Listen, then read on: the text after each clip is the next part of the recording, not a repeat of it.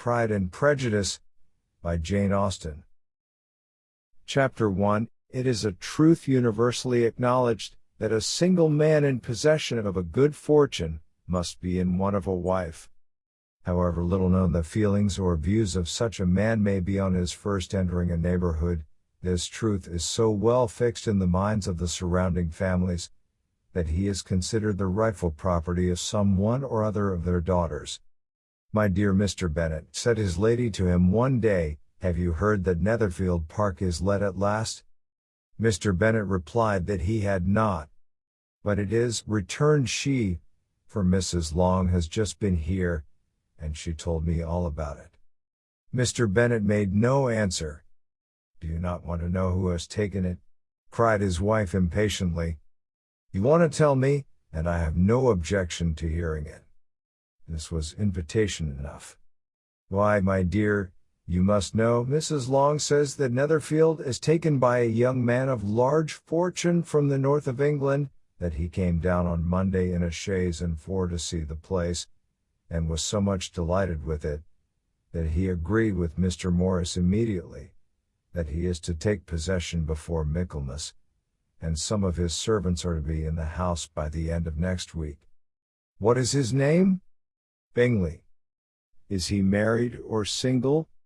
"Oh, single, my dear, to be sure. A single man of large fortune, 4,000 or 5,000 a year. What a fine thing for our girls!" "How so? How can it affect them?" "My dear Mr. Bennet," replied his wife, "how can you be so tiresome? You must know that I am thinking of his marrying one of them."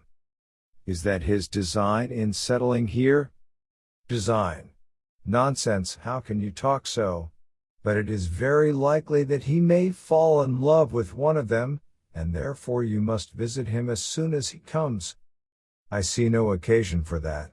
You and the girls may go, or you may send them by themselves, which perhaps will be still better, for as you are as handsome as any of them, Mr. Bingley may like you the best of the party." "My dear, you flatter me. I certainly have had my share of beauty, but I do not pretend to be anything extraordinary now. When a woman has 5 grown-up daughters, she ought to give over thinking of her own beauty. In such cases, a woman has not often much beauty to think of. But, my dear, you must indeed go and see Mr. Bingley when he comes into the neighborhood. It is more than I engage for, I assure you. But consider your daughters.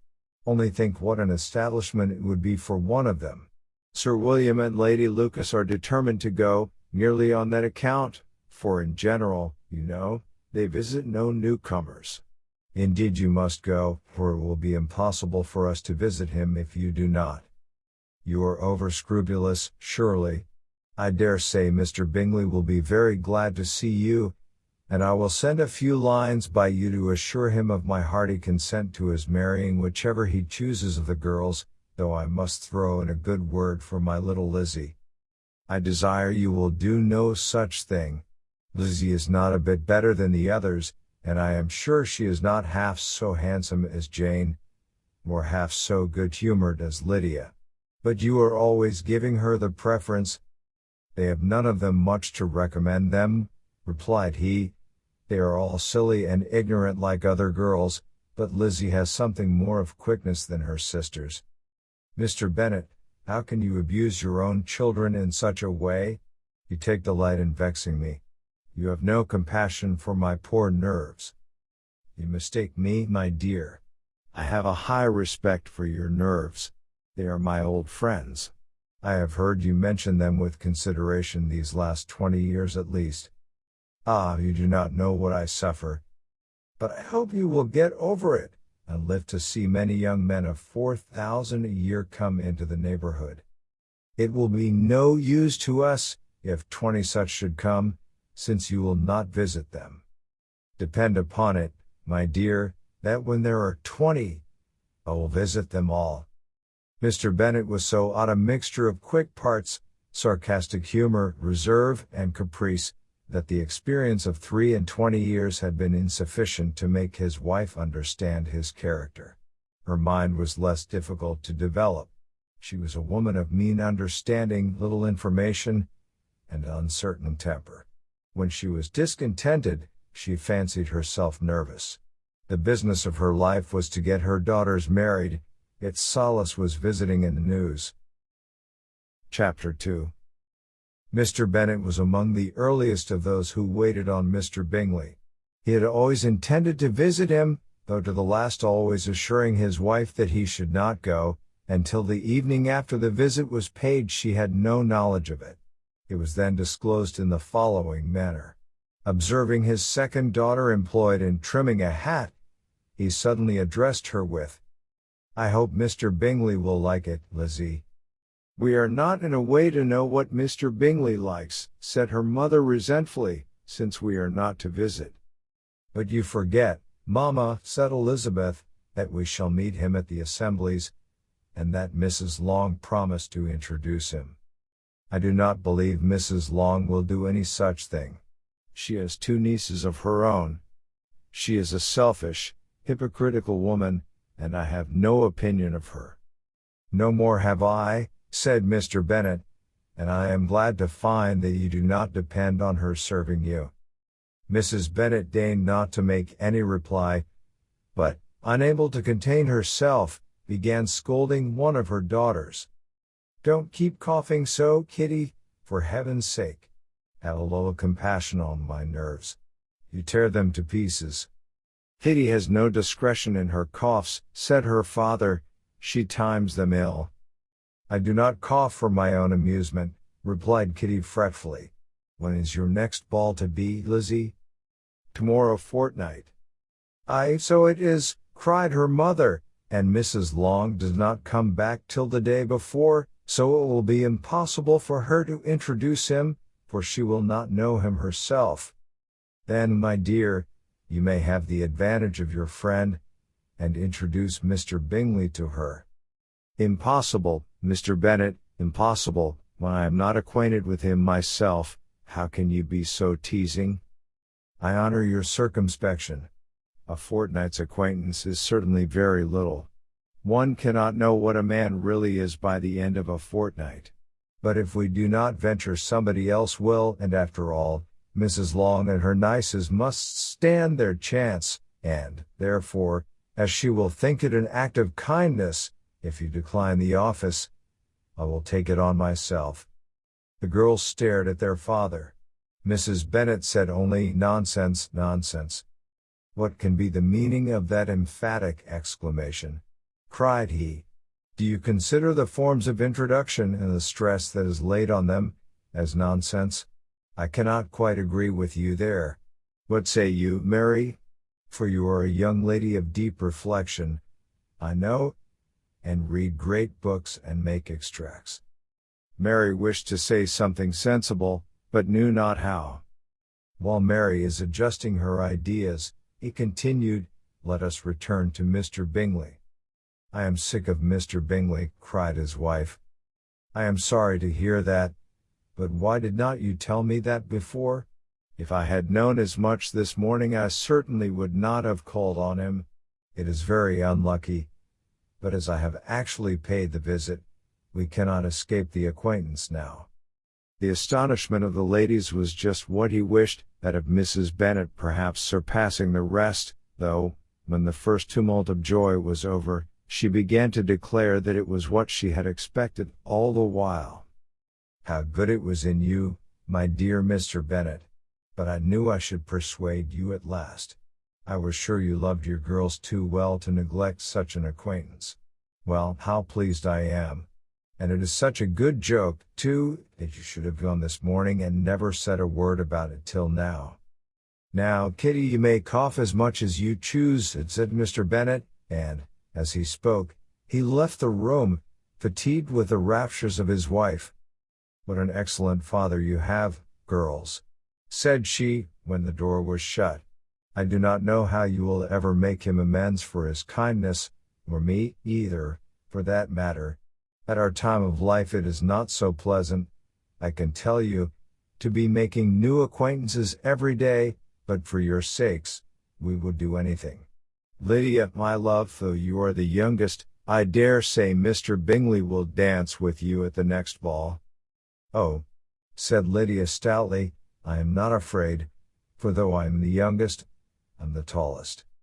The rest of the evening was spent in conjecturing how soon he would return Mr. Bennet's visit, and determining when they should ask him to dinner. Chapter 3. Not all that Mrs. Bennet, however, with the assistance of her 5 daughters, could ask on the subject, was sufficient to draw from her husband any satisfactory description of Mr. Bingley. They attacked him in various ways with barefaced questions, ingenious suppositions, and distant surmises, but he eluded the skill of them all, and they were at last obliged to accept the second-hand intelligence of their neighbor, Lady Lucas. Her report was highly favorable. Sir William had been delighted with him. He was quite young, wonderfully handsome, extremely agreeable, and, to crown the whole, he meant to be at the next assembly with a large party. Nothing could be more delightful. To be fond of dancing was a certain step towards falling in love, and very lively hopes of Mr. Bingley's heart were entertained. If I can but see one of my daughters happily settled at Netherfield, said Mrs. Bennet to her husband, and all the others equally well married, I shall have nothing to wish for. In a few days Mr. Bingley returned Mr. Bennet's visit, and sat about 10 minutes with him in his library. He had entertained hopes of being admitted to a sight of the young ladies, of whose beauty he had heard much, but he saw only the father. The ladies were somewhat more fortunate, for they had the advantage of ascertaining from an upper window that he wore a blue coat, and rode a black horse. An invitation to dinner was soon afterwards dispatched, and already had Mrs. Bennet planned the courses that were to do credit to her housekeeping, when an answer arrived which deferred it all. Mr. Bingley was obliged to be in town the following day, and, consequently, unable to accept the honor of their invitation, etc. Mrs. Bennet was quite disconcerted. She could not imagine what business he could have in town so soon after his arrival in Hertfordshire, and she began to fear that he might be always flying about from one place to another, and never settled at Netherfield, as he ought to be. Lady Lucas quieted her fears a little by starting the idea of his being gone to London only to get a large party for the ball, and a report soon followed that Mr. Bingley was to bring 12 ladies and 7 gentlemen with him to the assembly. The girls grieved over such a number of ladies, but were comforted the day before the ball by hearing that instead of 12 he brought only 6 with him from London, his 5 sisters and a cousin. And when the party entered the assembly room it consisted of only 5 altogether: Mr. Bingley, his 2 sisters, the husband of the eldest, and another young man. Mr. Bingley was good-looking and gentlemanlike. He had a pleasant countenance, and easy, unaffected manners. His sisters were fine women, with an air of decided fashion. His brother-in-law, Mr. Hurst, merely looked the gentleman, but his friend Mr. Darcy soon drew the attention of the room by his fine, tall person, handsome features, noble mien, and the report which was in general circulation within 5 minutes after his entrance, of his having 10,000 a year. The gentleman pronounced him to be a fine figure of a man. The ladies declared he was much handsomer than Mr. Bingley, and he was looked at with great admiration for about half the evening, till his manners gave a disgust which turned the tide of his popularity, for he was discovered to be proud, to be above his company, and above being pleased, and not all his large estate in Derbyshire could then save him from having a most forbidding, disagreeable countenance, and being unworthy to be compared with his friend. Mr. Bingley had soon made himself acquainted with all the principal people in the room. He was lively and unreserved, danced every dance, was angry that the ball closed so early, and talked of giving one himself at Netherfield. Such amiable qualities must speak for themselves. What a contrast between him and his friend! Mr. Darcy danced only once with Mrs. Hurst and once with Miss Bingley, declined being introduced to any other lady, and spent the rest of the evening in walking about the room, speaking occasionally to one of his own party. His character was decided. He was the proudest, most disagreeable man in the world, and everybody hoped that he would never come there again. Amongst the most violent against him was Mrs. Bennet, whose dislike of his general behavior was sharpened into particular resentment by his having slighted one of her daughters. Elizabeth Bennet had been obliged, by the scarcity of gentlemen, to sit down for 2 dances, and during part of that time, Mr. Darcy had been standing near enough for her to hear a conversation between him and Mr. Bingley, who came from the dance for a few minutes, to press his friend to join it. "Come, Darcy," said he, "I must have you dance. I hate to see you standing about by yourself in this stupid manner. You had much better dance." "I certainly shall not. You know how I detest it, unless I am particularly acquainted with my partner. At such an assembly as this it would be insupportable. Your sisters are engaged, and there is not another woman in the room whom it would not be a punishment to me to stand up with." "I would not be so fastidious as you are," cried Mr. Bingley, "for a kingdom. Upon my honor, I never met with so many pleasant girls in my life as I have this evening, and there are several of them you see uncommonly pretty." "You are dancing with the only handsome girl in the room," said Mr. Darcy, looking at the eldest Miss Bennet. "Oh, she is the most beautiful creature I ever beheld. But there is one of her sisters sitting down just behind you, who is very pretty, and I dare say very agreeable. Do let me ask my partner to introduce you." "Which do you mean?" And turning round he looked for a moment at Elizabeth, till catching her eye, he withdrew his own and coldly said, "She is tolerable, but not handsome enough to tempt me. I am in no humor at present to give consequence to young ladies who are slighted by other men. You had better return to your partner and enjoy her smiles, for you are wasting your time with me." Mr. Bingley followed his advice. Mr. Darcy walked off, and Elizabeth remained with no very cordial feelings toward him.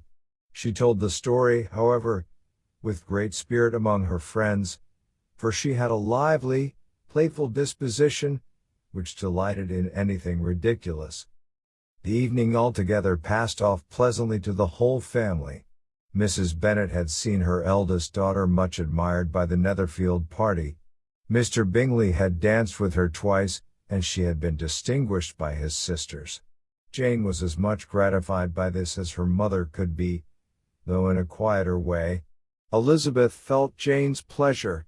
Mary had heard herself mentioned to Miss Bingley as the most accomplished girl in the neighborhood, and Catherine and Lydia had been fortunate enough never to be without partners, which was all that they had yet learnt to care for at a ball.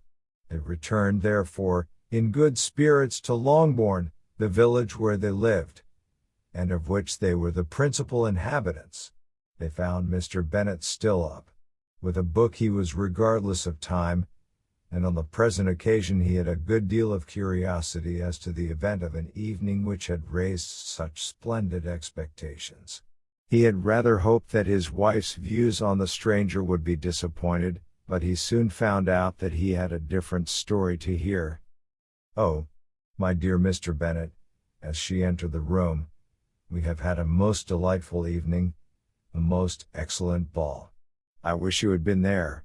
Jane was so admired. Nothing could be like it. Everybody said how well she looked, and Mr. Bingley thought her quite beautiful, and danced with her twice. Only think of that, my dear, he actually danced with her twice, and she was the only creature in the room that he asked a second time. First of all, he asked Miss Lucas. I was so vexed to see him stand up with her. But, however, he did not admire her at all, indeed nobody can, you know, and he seemed quite struck with Jane as she was going down the dance. So he inquired who she was, and got introduced, and asked her for the 2 next. Then the 2/3 he danced with Miss King, and the 2/4 with Maria Lucas, and the 2/5 with Jane again, and the 2/6 with Lizzie, and the Boulanger. If he had had any compassion for me, cried her husband impatiently, he would not have danced half so much. For God's sake, say no more of his partners. Oh, that he had sprained his ankle in the first dance. Oh, my dear, I am quite delighted with him. He is so excessively handsome. And his sisters are charming women. I never in my life saw anything more elegant than their dresses. I dare say the lace upon Mrs. Hurst's gown. Here she was interrupted again. Mr. Bennet protested against any description of finery. She was therefore obliged to seek another branch of the subject, and related, with much bitterness of spirit and some exaggeration, the shocking rudeness of Mr. Darcy. But I can assure you, she added, that Lizzie does not lose much by not suiting his fancy, for he is a most disagreeable, horrid man, not at all worth pleasing. So high and so conceited that there was no enduring him. He walked here and he walked there, fancying himself so very great, not handsome enough to dance with. I wish you had been there, my dear, to have given him one of your set-downs. I quite detest the man. Chapter 4. When Jane and Elizabeth were alone, the former, who had been cautious in her praise of Mr. Bingley before, expressed to her sister just how very much she admired him. He is just what a young man ought to be, she, sensible, good-humored, lively, and I never saw such happy manners. So much ease, with such perfect good breeding. He is also handsome, replied Elizabeth, which a young man ought likewise to be, if he possibly can. His character is thereby complete. I was very much flattered by his asking me to dance a second time. I did not expect such a compliment. Did not you? I did for you. But that is one great difference between us. Compliments always take you by surprise, and me never. What could be more natural than his asking you again? He could not help seeing that you were about 5 times as pretty as every other woman in the room. No thanks to his gallantry for that. Well, he certainly is very agreeable, and I give you leave to like him. You have liked many a stupider person. Dear Lizzie. Oh, you are a great deal too apt, you know, to like people in general. You never see a fault in anybody. All the world are good and agreeable in your eyes. I never heard you speak ill of a human being in your life. I would not wish to be hasty in censuring anyone, but I always speak what I think. I know you do, and it is that which makes the wonder, with your good sense, to be so honestly blind to the follies and nonsense of others. Affectation of candor is common enough, one meets with it everywhere. But to be candid without ostentation or design to take the good of everybody's character and make it still better, and say nothing of the bad, belongs to you alone. And so you like this man's sisters, too, do you? Their manners are not equal to his. Certainly not at first. But they are very pleasing women when you converse with them. Elizabeth listened in silence, but was not convinced. Their behavior at the assembly had not been calculated to please in general, and with more quickness of observation, and less pliancy of temper than her sister, and with a judgment too unassailed by any attention to herself, she was very little disposed to approve them. They were in fact very fine ladies, not deficient in good humor when they were pleased, nor in the power of making themselves agreeable when they chose it, but proud and conceited.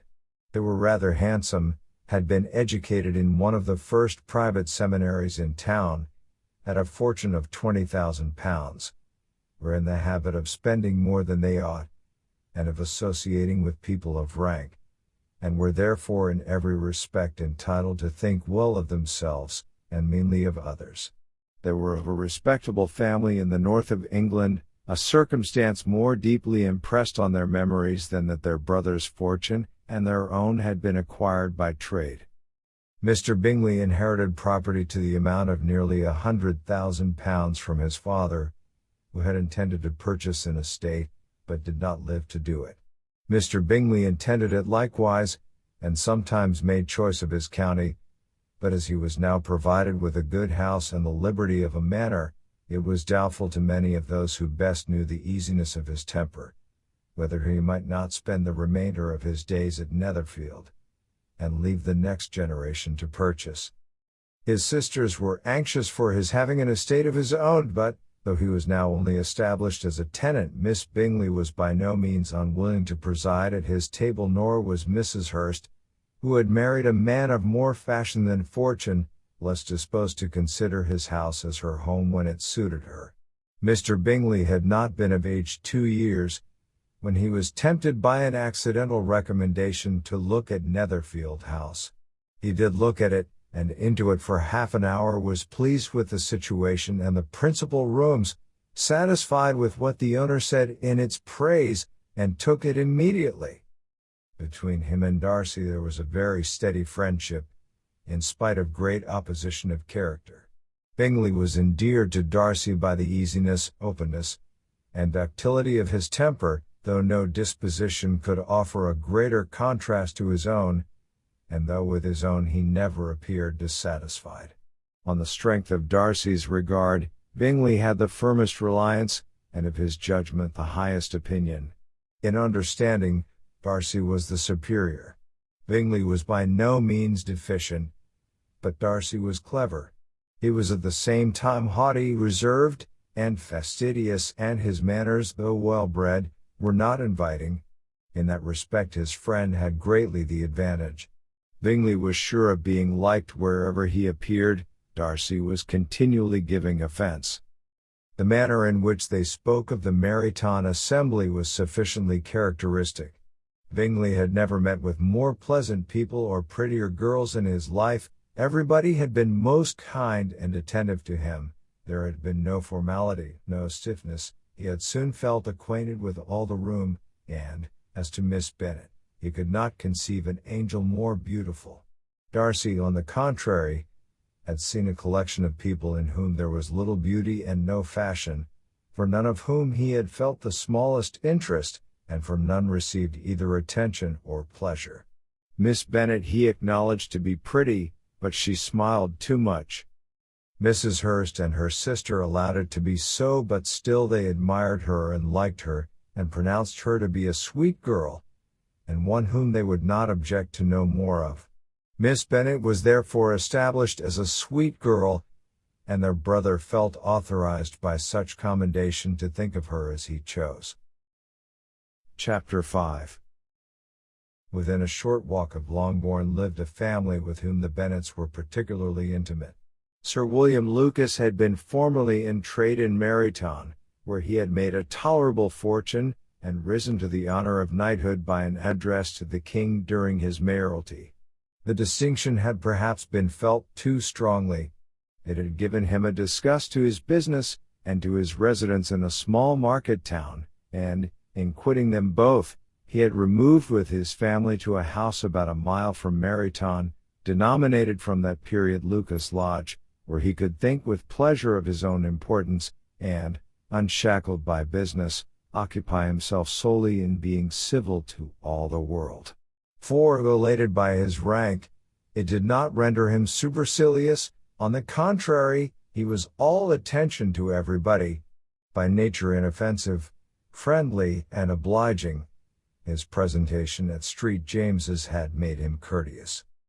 Lady Lucas was a very good kind of woman, not too clever to be a valuable neighbor to Mrs. Bennet. They had several children. The eldest of them, a sensible, intelligent young woman, about 27, was Elizabeth's intimate friend. That the Miss Lucases and the Miss Bennets should meet to talk over a ball was absolutely necessary, and the morning after the assembly brought the former to Longbourn to hear and to communicate. "You began the evening well, Charlotte," said Mrs. Bennet with civil self-command to Miss Lucas. "You were Mr. Bingley's first choice." "Yes, but he seemed to like his second better." "Oh, you mean Jane, I suppose, because he danced with her twice. To be sure, that did seem as if he admired her. Indeed, I rather believe he did. I heard something about it, but I hardly know what something about Mr. Robinson." "Perhaps you mean what I overheard between him and Mr. Robinson. Did not I mention it to you?"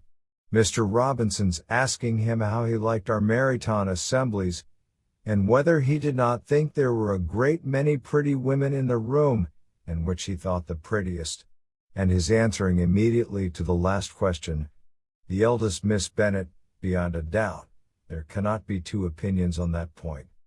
Upon my word. Well, that is very decided indeed. That does seem as if, but, however, it may all come to nothing, you know. My overhearings were more to the purpose than yours, Eliza, said Charlotte. Mr. Darcy is not so well worth listening to as his friend, is he? Poor Eliza. To be only just tolerable. I beg you would not put it into Lizzie's head to be vexed by his ill treatment, for he is such a disagreeable man, that it would be quite a misfortune to be liked by him. Mrs. Long told me last night that he sat close to her for half an hour without once opening his lips. Are you quite sure, ma'am? Is not there a little mistake? Said Jane. I certainly saw Mr. Darcy speaking to her. Because she asked him at last how he liked Netherfield, and he could not help answering her, but she said he seemed quite angry at being spoke to. Miss Bingley told me, said Jane, that he never speaks much, unless among his intimate acquaintances. With them he is remarkably agreeable. I do not believe a word of it, my dear. If he had been so very agreeable, he would have talked to Mrs. Long. But I can guess how it was. Everybody says that he is eat up with pride, and I dare say he had heard somehow that Mrs. Long does not keep a carriage, and had come to the ball in a hack chaise. I do not mind his not talking to Mrs. Long, said Miss Lucas, but I wish he had danced with Eliza. Another time, Lizzie, said her mother, I would not dance with him, if I were you.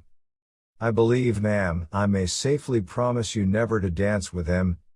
His pride, said Miss Lucas, does not offend me so much as pride often does, because there is an excuse for it. One cannot wonder that so very fine a young man, with family, fortune, everything in his favor, should think highly of himself.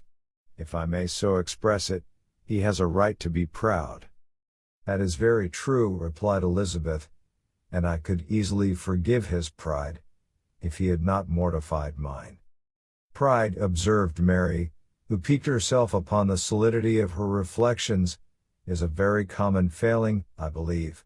By all that I have ever read, I am convinced that it is very common indeed, that human nature is particularly prone to it, and that there are very few of us who do not cherish a feeling of self-complacency on the score of some quality or other, real or imaginary. Vanity and pride are different things, though the words are often used synonymously. A person may be proud without being vain. Pride relates more to our opinion of ourselves, vanity to what we would have others think of us. If I were as rich as Mr. Darcy, cried a young Lucas, who came with his sisters, I should not care how proud I was.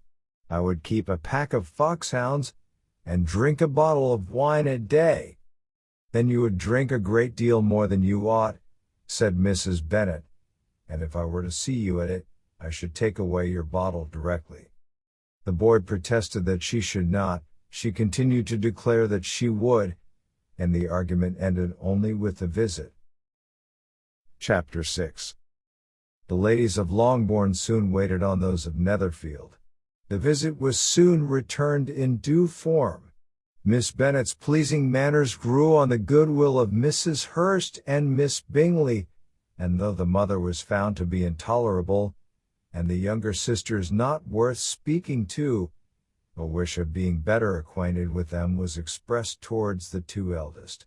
By Jane this attention was received with the greatest pleasure, but Elizabeth still saw superciliousness in their treatment of everybody, hardly excepting even her sister, and could not like them, though their kindness to Jane, such as it was, had a value as arising in all probability from the influence of their brother's admiration. It was generally evident whenever they met, that he did admire her, and to her it was equally evident that Jane was yielding to the preference which she had begun to entertain for him from the first, and was in a way to be very much in love.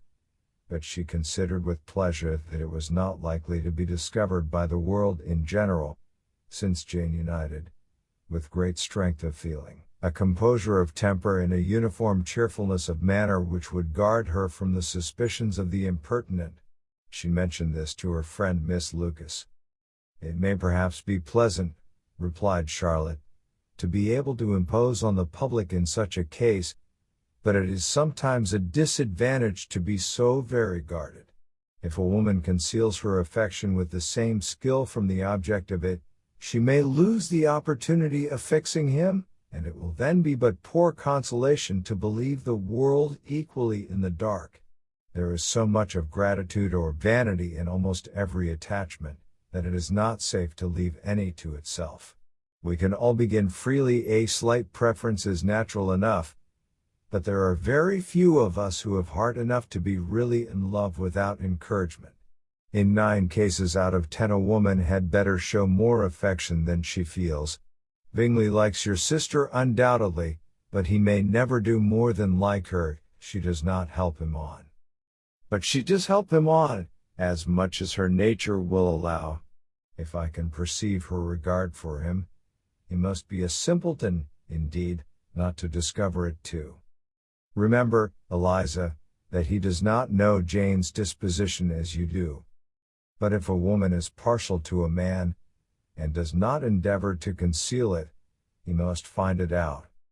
Perhaps he must, if he sees enough of her. But though Bingley and Jane meet tolerably often, it is never for many hours together, and, as they always see each other in large mixed parties, it is impossible that every moment should be employed in conversing together. Jane should therefore make the most of every half hour in which she can command his attention. When she is secure of him, there will be more leisure for falling in love as much as she chooses. "Your plan is a good one," replied Elizabeth, "where nothing is in question but the desire of being well married, and if I were determined to get a rich husband, or any husband, I dare say I should adopt it. But these are not Jane's feelings. She is not acting by design. As yet she cannot even be certain of the degree of her own regard nor of its reasonableness. She has known him only a fortnight. She danced 4 dances with him at Meryton.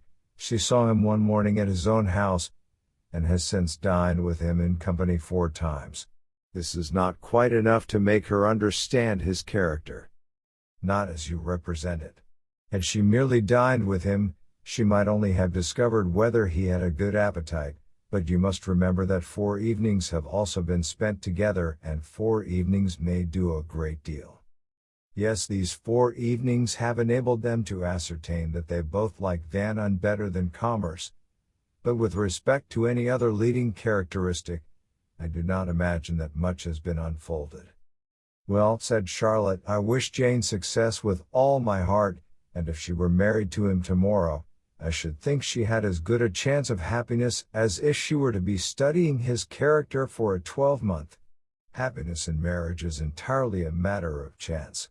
If the dispositions of the parties are ever so well known to each other or ever so similar beforehand, it does not advance their felicity in the least. They always continue to grow sufficiently unlike afterwards to have their share of vexation, and it is better to know as little as possible of the defects of the person with whom you are to pass your life." "You make me laugh, Charlotte, but it is not sound. You know it is not sound, and that you would never act in this way yourself."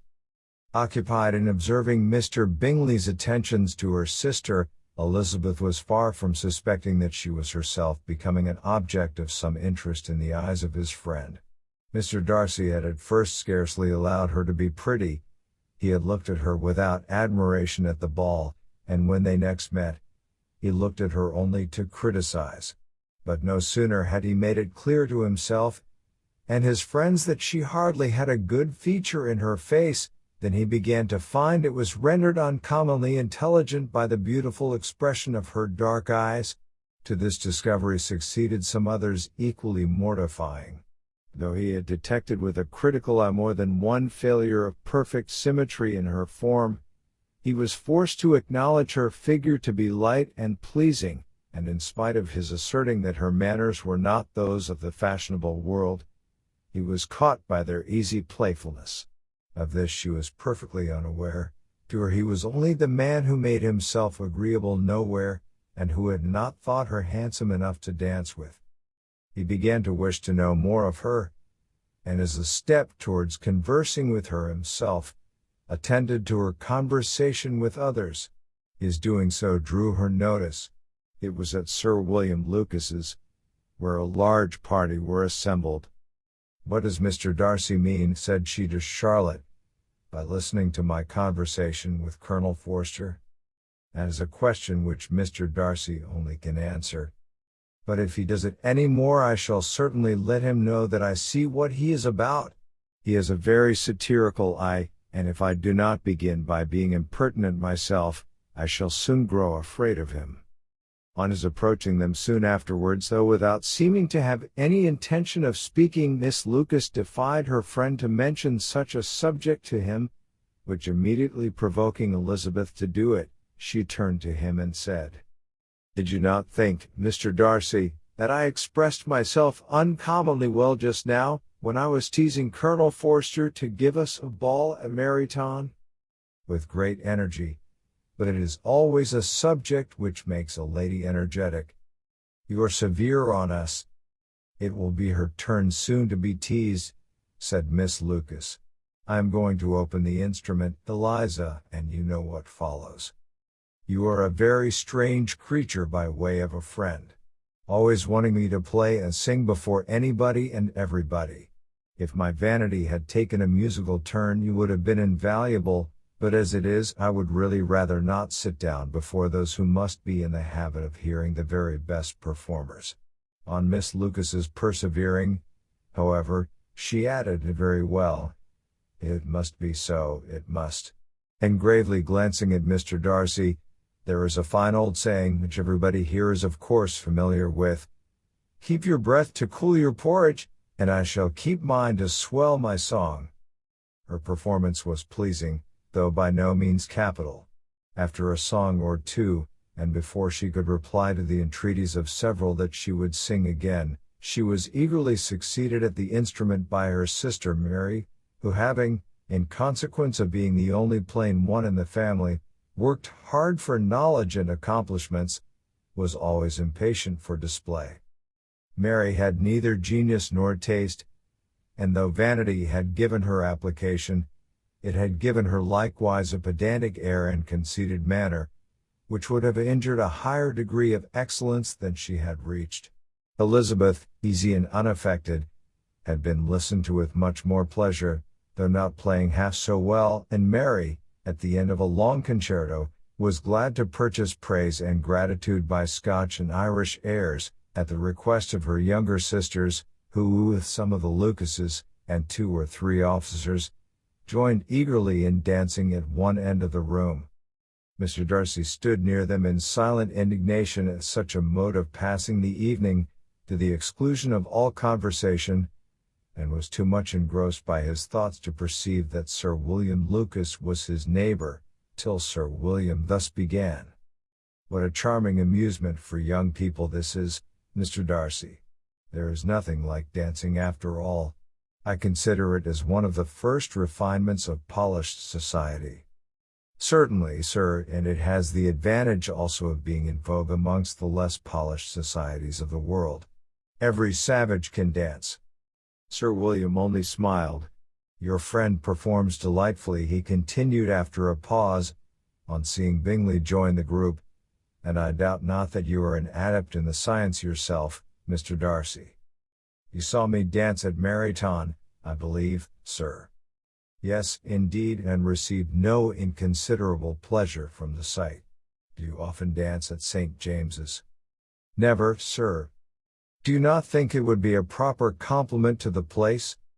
"It is a compliment which I never pay to any place if I can avoid it." "You have a house in town, I conclude?" Mr. Darcy bowed.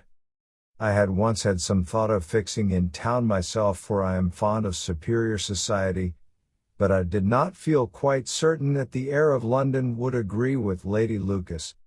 He paused in hopes of an answer, But his companion was not disposed to make any, and Elizabeth at that instant moving towards them. He was struck with the action of doing a very gallant thing, and called out to her, "My dear Miss Eliza, why are you not dancing? Mr. Darcy, you must allow me to present this young lady to you as a very desirable partner. You cannot refuse to dance, I am sure, when so much beauty is before you." And taking her hand, he would have given it to Mr. Darcy, who, though extremely surprised, was not unwilling to receive it, when she instantly drew back, and said with some discomposure to Sir William, "Indeed, sir, I have not the least intention of dancing. I entreat you not to suppose that I move this way in order to beg for a partner." Mr. Darcy, with grave propriety, requested to be allowed the honor of her hand, but in vain. Elizabeth was determined, nor did Sir William at all shake her purpose by his attempt at persuasion. "You excel so much in the dance, Miss Eliza, that it is cruel to deny me the happiness of seeing you, and though this gentleman dislikes the amusement in general, he can have no objection, I am sure, to oblige us for 1/2 hour." "Mr. Darcy is all politeness," said Elizabeth, smiling. "He is, indeed, but, considering the inducement, my dear Miss Eliza, we cannot wonder at his complaisance, for who would object to such a partner?" Elizabeth looked archly, and turned away. Her resistance had not injured her with the gentleman, and he was thinking of her with some complacency, when thus accosted by Miss Bingley. "I can guess the subject of your reverie." "I should imagine not. You are considering how insupportable it would be to pass many evenings in this manner in such society, and indeed I am quite of your opinion. I was never more annoyed. The insipidity, and yet the noise, the nothingness, and yet the self-importance of all those people. What would I give to hear your strictures on them?